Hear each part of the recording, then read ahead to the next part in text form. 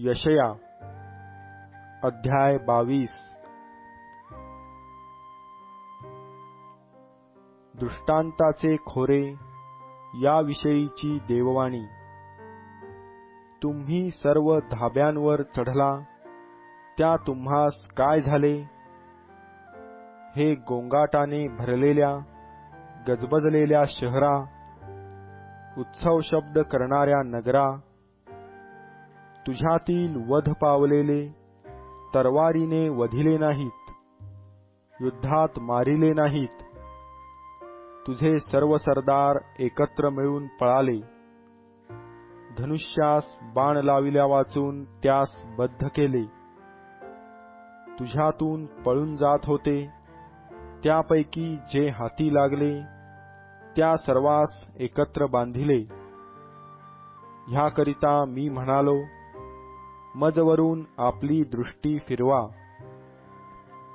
मी मनस्वी रडणार आहे, माझ्या लोकांच्या कन्येचा नाश झाला आहे, त्याबद्दल माझे सांत्वन करण्याचे श्रम घेऊ नका, कारण दृष्टांताच्या खोऱ्यात हा दिवस प्रभू सेनाधीश परमेश्वर याने गडबडीचा, पायमल्लीचा व घाबरण्याचा असा नेमिलेला आहे।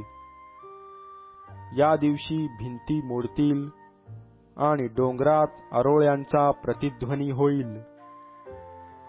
एलामाने भाता घेतला आहे, पायदळ व घोडेस्वार हेही त्याचबरोबर आहेत। कीराने ढालीची गवसणी काढिली आहे। असे झाले आहे की तुझी उत्कृष्ट खोरी रथांनी भरिली आहेत व वेशीसमोर घोडेस्वार रांग धरून उभे आहेत। तेव्हा त्याने यहुदाची झापड दूर केली। त्या दिवशी तू वनगृहातील शस्त्रागाराकडे दृष्टी लाविली। तुम्ही दाविदाच्या नगरीची भगदाडे पाहिली, ती पुष्कळ होती। तेव्हा तुम्ही खालील तळ्यात पाण्याचा संचय केला।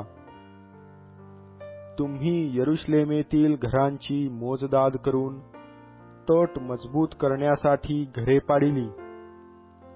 जुन्या तळ्याच्या पाण्यासाठी तुम्ही 2 भिंतींच्या मध्ये हौद केला। पण ज्याने हे सर्व केले त्याचकडे तुम्ही लक्ष दिले नाही। ज्याने हे पूर्वीच योजिले त्याचकडे तुम्ही दृष्टी लाविली नाही।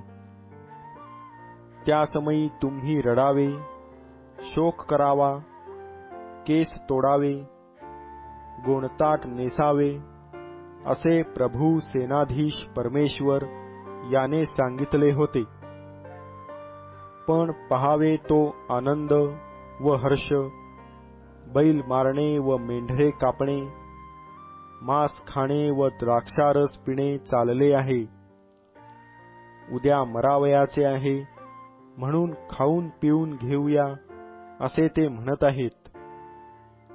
सेनाधीश परमेश्वराने माझ्या कानात सांगितले आहे की तुम्ही मरावे, ह्याशिवाय या अन्यायाचे दुसरे प्रायश्चित्त खरोखर नाही, असे प्रभू सेनाधीश परमेश्वर म्हणतो।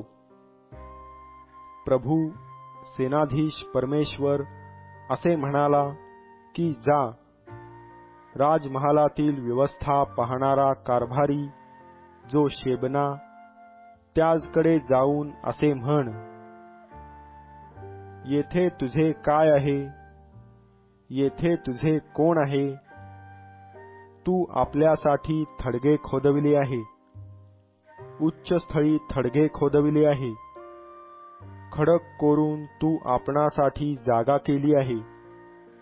पहा, परमेश्वर तुला बलवान पुरुषाप्रमाणे झुगारून देणार आहे, तुला मगर मिठीत धरणार आहे, तुझी मोठ बांधून तुला चेंडूसारखे विस्तृत प्रदेशावर फेकून देणार आहे।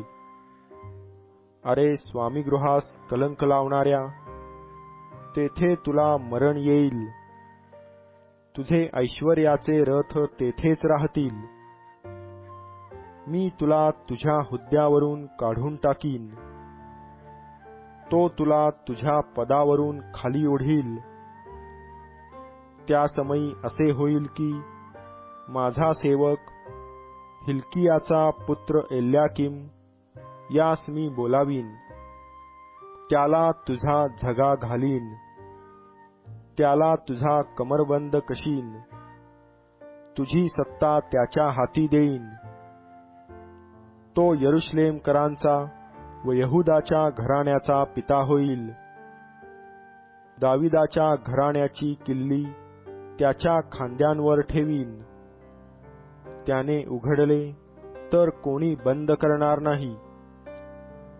त्याने बंद केले तर कोणी उघडणार नाही. मजबूत ठिकाणच्या खुंटीसारखे मी त्याला स्थिर करीन.